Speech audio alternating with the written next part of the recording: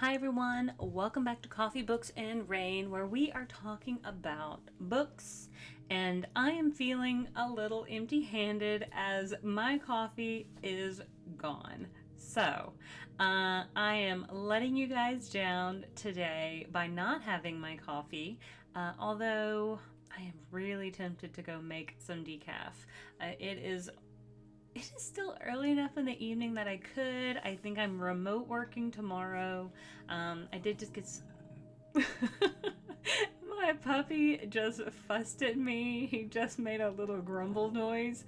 Like, I don't even know. Okay, hang on. I gotta go check on him.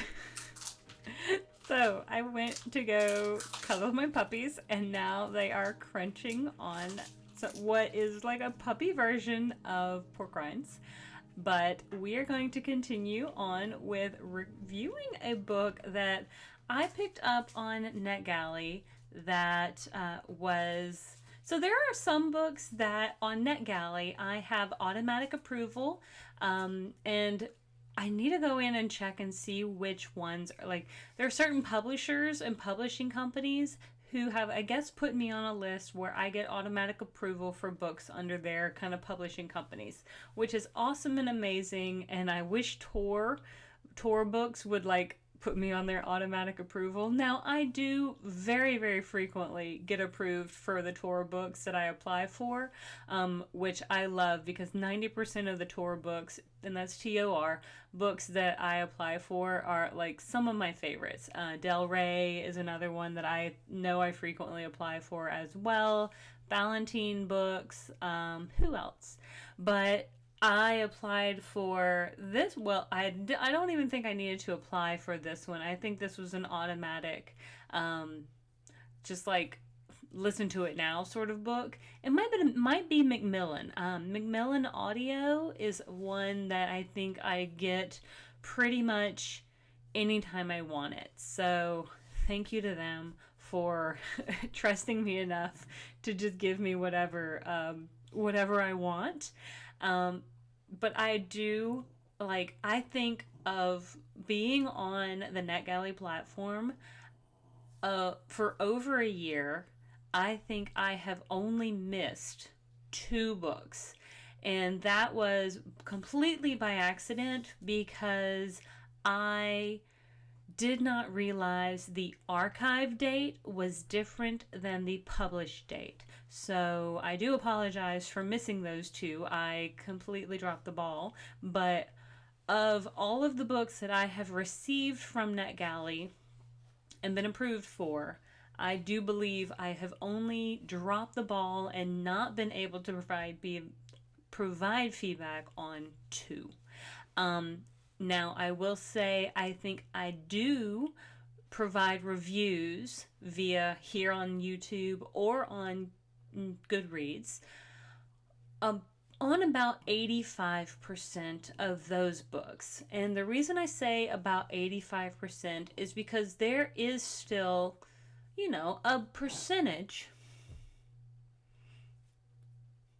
Nobody. Sorry, I do have a fussy boy today, and I don't know what he's fussing at. He has everything that his little heart desires. He is a 12-and-a-half-year-old little man, and today is just his fuss pot day. But, again, here and on Goodreads, however, sometimes if I feel as though I am not going to finish a book, if I DNF a book, I will provide that feedback to NetGalley, but I do not want to put that out on Goodreads, or will I provide that on YouTube in any way. I don't want to feel as though I am bashing a book, and I will, in my best way, try to provide some sort of constructive feedback to NetGalley as to why it didn't work for me.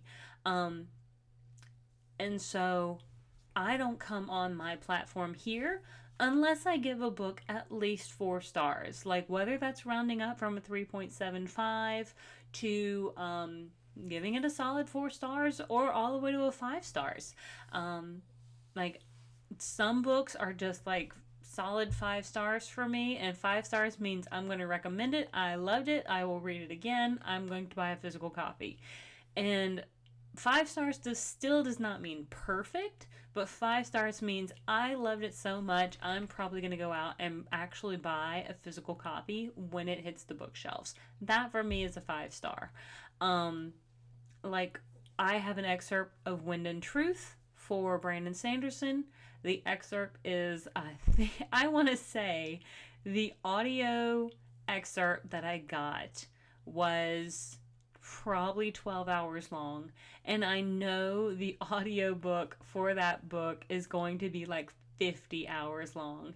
I think the ebook of the excerpt was somewhere close to 400 pages, and I'm willing to bet that the book itself for Wind and Truth by Brandon Sanderson is going to be close to somewhere like 1,500 pages.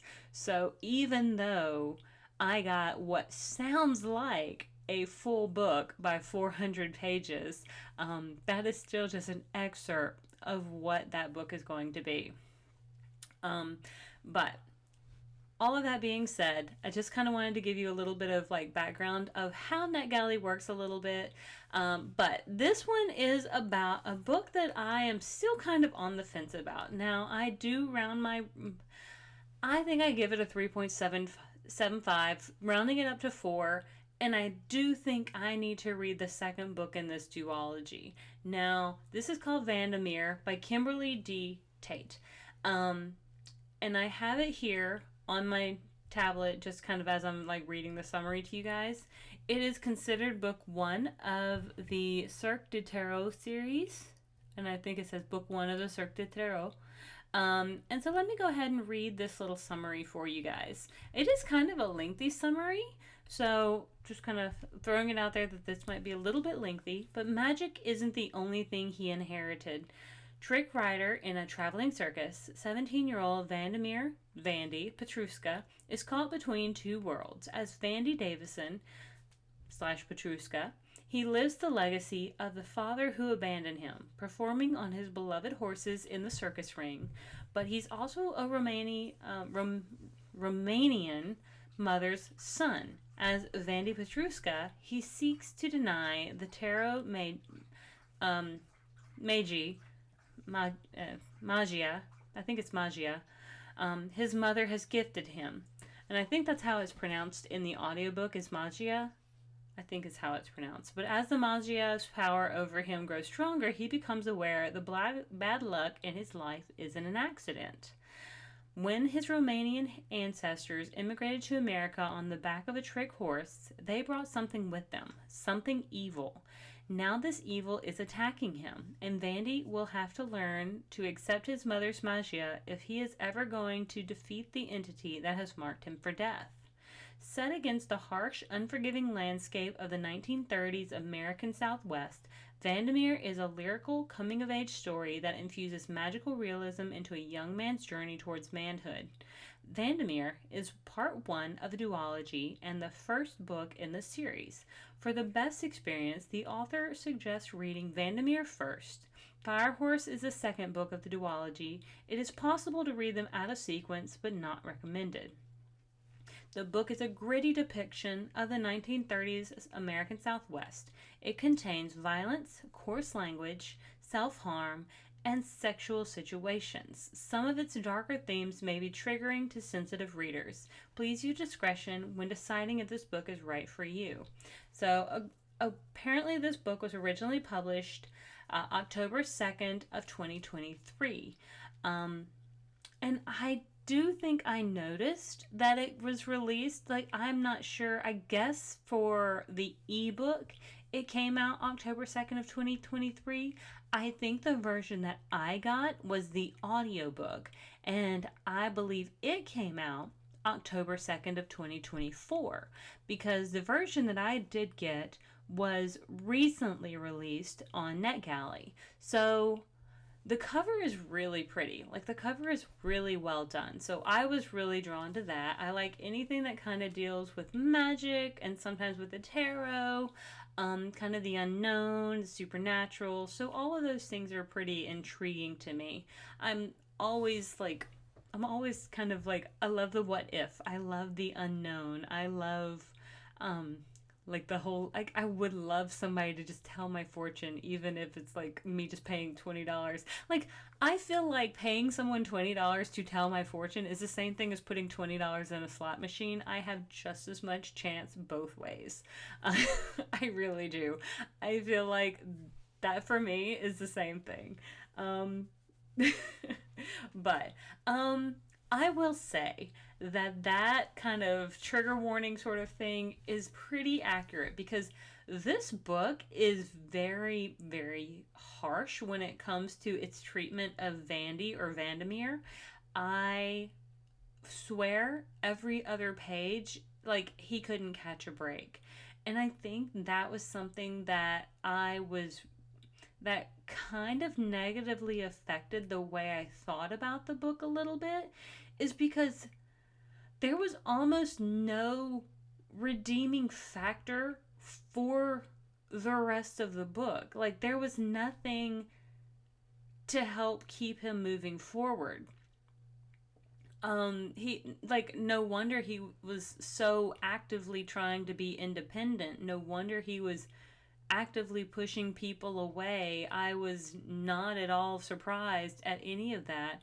Is the entire book is literally beating him in the face, and every situation, every relationship, every single interaction that he pretty much has with anybody else is pretty much negative.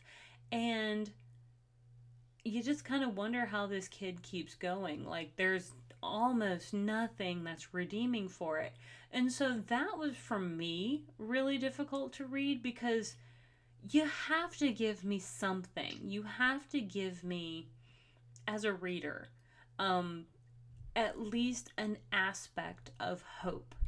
And I was just not really finding it. Now, I will say I was very intrigued by the premise of the story. I will say one of my favorite TV shows that I think is why I also picked this up. It came out in, like, I want to say the 90s. It's a gritty traveling carnival. It used to be on HBO, and I think it only had 2 seasons. It ends terribly because they didn't make a 3rd season to, like, actually resolve anything. So it ends terribly, but it's called Carnival, and so good. Like, I really liked that series, so I was intrigued because this book has a very similar premise to that series. So I guess I was looking for something that was going to help kind of like magic and grittiness and dark forces, and I was like, okay, maybe this can kind of be like my redeeming factor sort of thing. But I'm going to try to find Fire Horse, and I want to try to see if see how the story progresses. So that's why I gave it 4 stars, because I am actually going to, like, I did finish it, 100% finished it, actually finished it very quickly. I didn't hate read it. I was just looking for him to have some support in some sort of way. The only person, there was almost nobody like on his side, and I was just so frustrated for him. Like, this 17-year-old kid has like nothing and nobody, and I'm just like, this is so aggravating. And if you read the book, I think you'll see what I mean, because there's even this one other girl, and I think her name is Ellen, who comes along, but she's just like a little piece of turd. Like, everything she said, she's like a compulsive liar, and that's according to her adoptive father. Is everything she says is intended to antagonize and is intended to kind of goad and purposefully poke and prod. And so it's also very frustrating. So I was just like, this is terrible. It's not terrible. The book is not terrible. There's just a lot of tension. There's a lot of angst involved. And I think I kept looking for someone to support Vandy.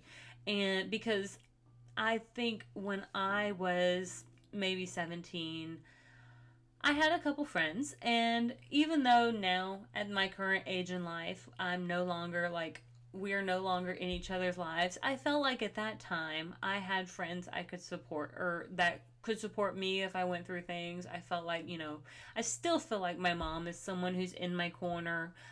Even in this book, I don't feel like Vandy's mom is really in his corner, so to speak.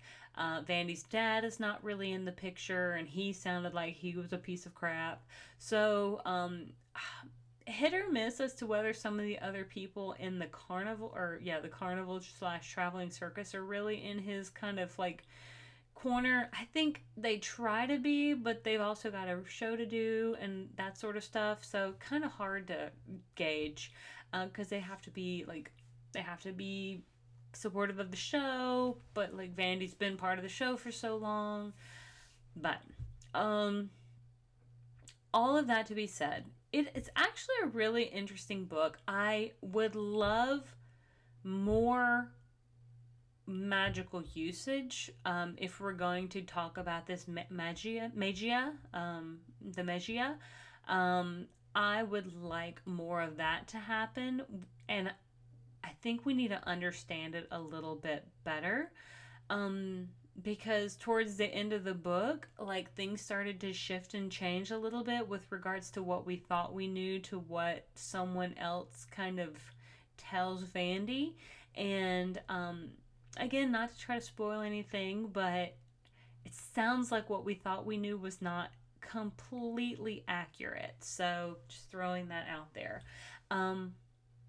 Anyway, this book is currently out. You should be able to find it. The ebook is currently available. Vandemere is what it's called, by Kimberley D. Tait, T-A-I-T, right here, somewhere over here. And the audiobook should also be currently available, because I did just listen to the audiobook, and it was, let me see.